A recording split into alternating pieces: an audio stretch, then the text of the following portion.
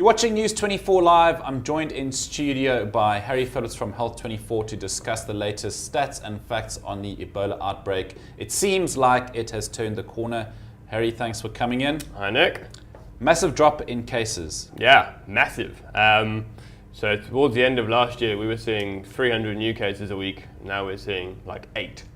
So it's a huge drop. And it's a drop that no one quite knows where it's come from. But it's very welcome. And hopefully it keeps along that trend. Just reading an article, the president of the World Bank has come out and said, if anything, this outbreak has highlighted how the world is dangerously unprepared for future pandemics like Ebola, particularly in West Africa. Yeah, that was probably the biggest lesson learned from this whole thing, is that it really was too little too late.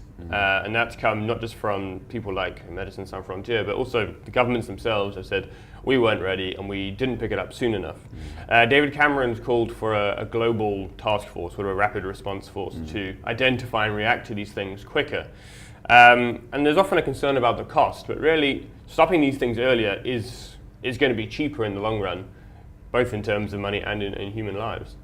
So hopefully the world is going to start paying attention and looking out for these things and not waiting for this epidemic to sort of get full blown before they start getting involved. I guess there's a danger of sort of complacency sitting in. We're not out of the woods yet.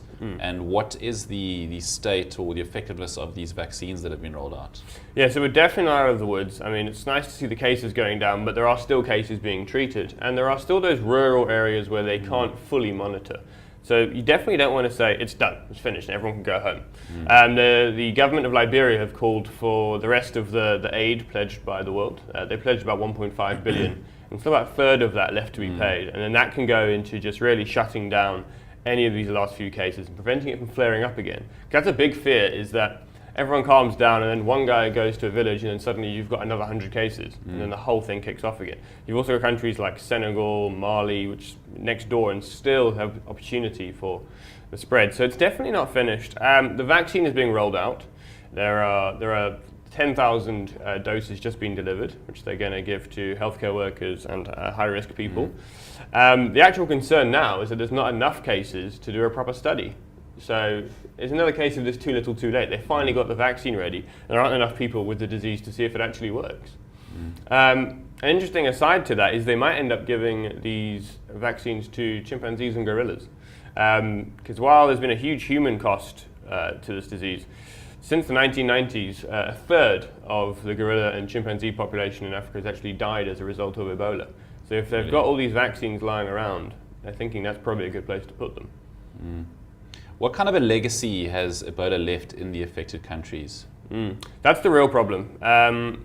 These are 3 of the poorest countries in the world. I mean, there's a lot of issues in these countries, and they've had to put everything on hold to fight off these diseases, or this disease. And now the whole world is they're going to move on. Cameras will leave, the attention will shift elsewhere, but these countries are going to have a huge burden to deal with. You're going to have at least sort of 10,000 orphans. There's 3,000 in Liberia alone. That's 10,000 kids who don't have anywhere to go. Schools have been closed.